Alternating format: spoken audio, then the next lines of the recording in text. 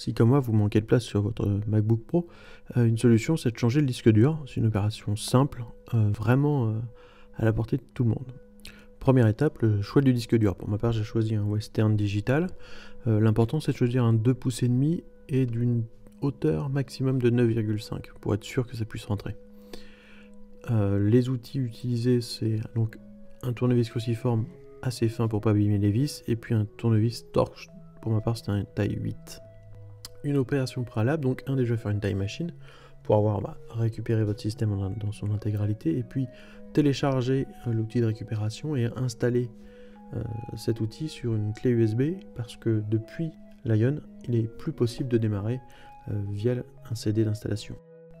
Voilà, vous êtes paré, vous pouvez maintenant retourner votre MacBook et puis commencer à dévisser les vis qui se situent au dos. Important, moi je vous conseille de mettre les vis en face, de les poser autour du MacBook parce qu'elles ne font pas toutes la même dimension pour pouvoir les remettre à leur place une fois l'installation du disque terminée.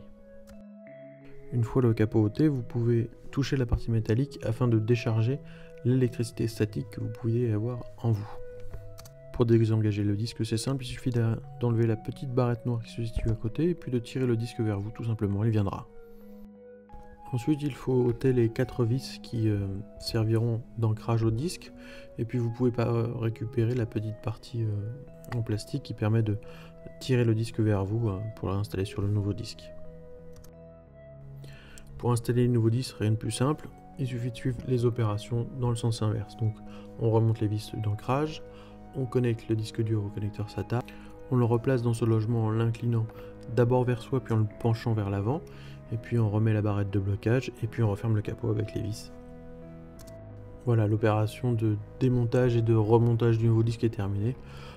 Personnellement ça m'a pris environ 10 petites minutes, même en ayant le temps de filmer pour vous montrer à quoi ça ressemblait. Une opération assez simple, à la portée vraiment de tous. Le disque dur est installé, il suffit maintenant de rebooter la machine en gardant si besoin la touche Alt afin que le MacBook démarre sur l'outil de réinstallation de Mac OS X.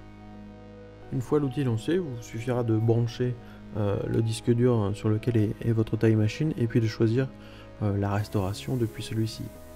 Prévoyez un peu de temps et puis branchez votre chargeur parce que l'opération peut durer plusieurs heures. Dans mon cas, il m'a fallu à peu près 3 heures pour réinitialiser mon MacBook. En conclusion, je pourrais vous dire que changer un disque dur de MacBook, c'est vraiment ultra simple pour juste avoir un peu de courage d'ouvrir l'antre de sa machine. Mais une fois qu'on a passé ce cap, changer le disque dur, ça se fait à peu près 10 minutes. Le plus long, c'est la restauration. Donc l'important finalement, c'est de bien faire une bonne time machine, bien efficace, et puis le reste, c'est vraiment très simple.